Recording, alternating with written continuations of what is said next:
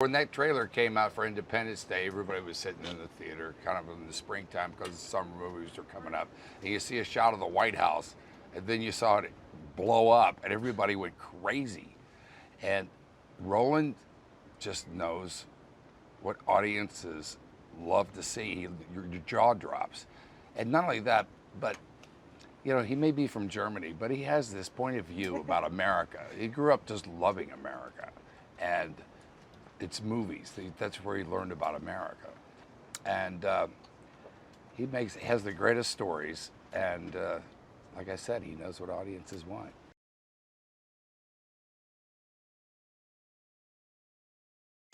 The fact that it's true, that it's real. But yeah, you're right. Roland likes to take the ordinary man and put him in an extraordinary circumstance. And I think it's important for to see it because it's a part of our history. It defines not only the United States of America, but it defines every country. I mean, it was a massive war. And there were many little battles in this war that are just as poignant, but this was a big one for the U.S. Navy. So.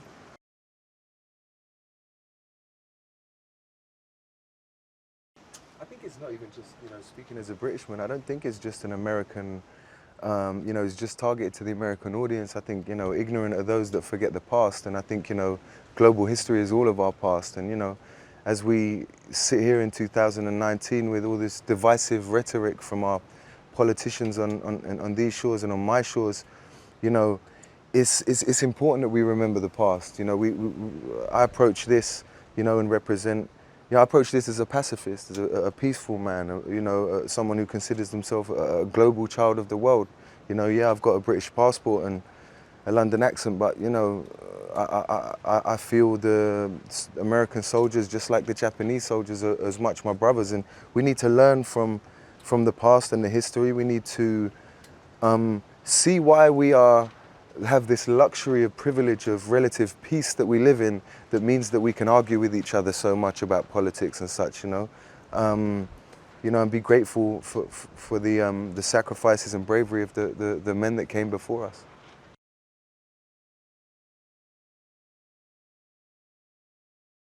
I would hope not. I think that would diminish the sort of the inspiring parts of what makes this movie special and what makes all war tales special. I mean, thousands of years, the human race loves war stories, not because of the war itself, but because of the resilience that ordinary people rise to under absurd circumstances. I mean, if you think of Greek plays and the great wars in Shakespeare, and even made-up wars, if you're talking about myths or even modern mythology of superhero battles, I mean, these are all stories of war and people overcoming obscene odds because we love rooting for underdogs, and we always look for inspiration in people rising to things that are so much greater than the sum of their parts. And yeah, I think if you boil it down to a patriotic look from one country's perspective, you're kind of eliminating what makes these men and women so extraordinary, which is, heroism transcends borders and nationalities and time and generation. And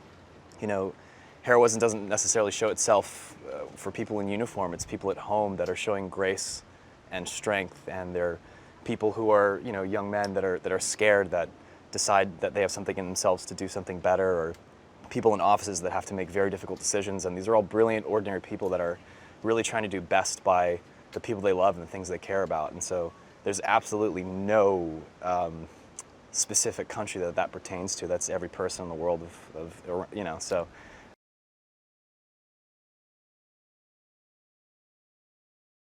Well, my father was in the Navy, which interested me in the Navy. But I was also. It's a fascinating story because it is working with Roland Emmerich. Of course, I wanted to work with him again. I worked with him in 2012, but I feel like it's such a great underdog story because the Japanese Navy had never. They were just. They were so strong even England couldn't beat them. No one could beat them. They dominated the sea at this time. And bless you, my friend. Thank bless you. Yeah. Okay. And then even though we had intel ahead of time about the fact that they were going to attack, we still would have lost that war. If it wasn't for McCluskey following that destroyer out to the fleet, and then just, you know, in the course of 5 minutes, or that battle rather, in the course of 5 minutes, that battle got turned around. We sunk their aircraft carriers, which was the main strength of the fleet, which hadn't, that wasn't the case in World War I. It was only in World War II that started to happen, where the aircraft carriers were the strongest part. And so that changed the course of the war. And so I think everybody, you know, most people don't really know this history about Midway and the importance of the battle. So I feel like it'll be great for people to get a chance to see it.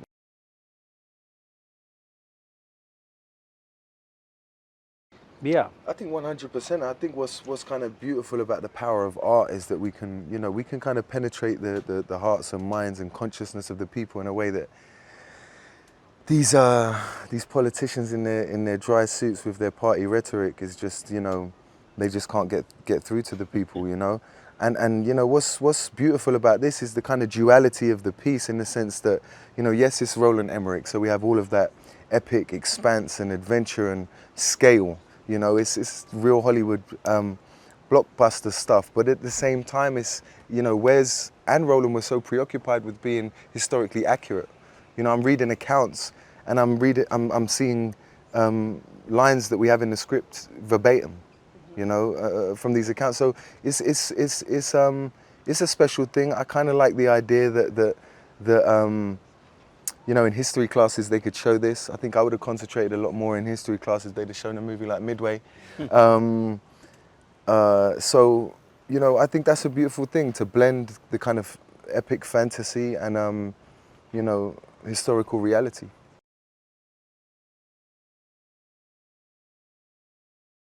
I think it's important to remember that, you know, these men that are fighting against each other in war, and when you read accounts of the British and the German soldiers, you know, during the end of the war, when they'd capture them, and, you know, the few that could speak, Germans that could speak English and English soldiers that could speak German, they would just sit around talking about what a waste of life it is, you know, and how they were all the same, actually. And, you know, when you're separated from people, when you have an idea of otherness, which is part of, you know, what's dividing people now, you know, without speaking to them, without being face to face with them, without trying to connect with them, then, you know, you really have a vilified notion of the opposition, you know. But as soon as you come face to face, we realize that we're all, you know, fighting for the same things, which is to protect our family and doing as we're told, usually.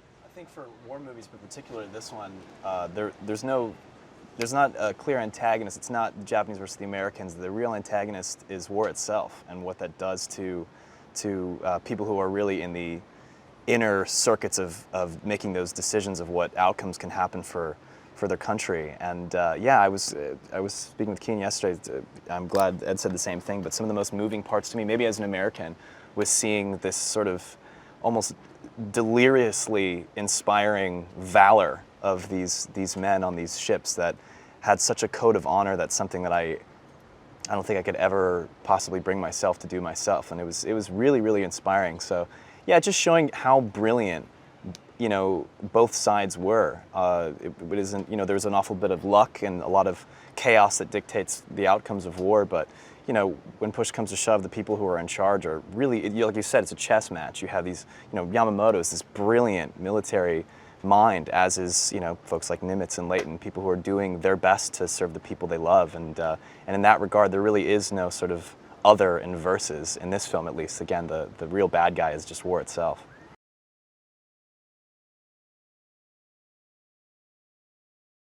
That greatest generation, I think Tom Brokaw coined that phrase. They went through the Depression, and they went through World War II, and they sacrificed quite a lot of their youth. And they didn't ask for it. And now they're just about gone. My mom, she was 92, and she passed away a couple of months ago. And that generation, They had values, and they had that they lived and they walked. People, it's a great generation to learn from about keeping their promises. And I think everything that they had, we have today, and the youth of America has today, and our fighting forces and armed forces still have today. And it seems kind of confusing at times, but I think we're doing all right as a country, really. Hey, it's Lisa here. Did you know that the first picture to sweep all 5 major Academy Awards, winning for Best Picture, Best Actor, Best Actress, Best Director and Best Screenplay, was Frank Capra's It Happened One Night from 1934. The second movie to do the same was One Flew Over the Cuckoo's Nest from 1975. Do you like my t-shirt? You can get one for yourself in the description below.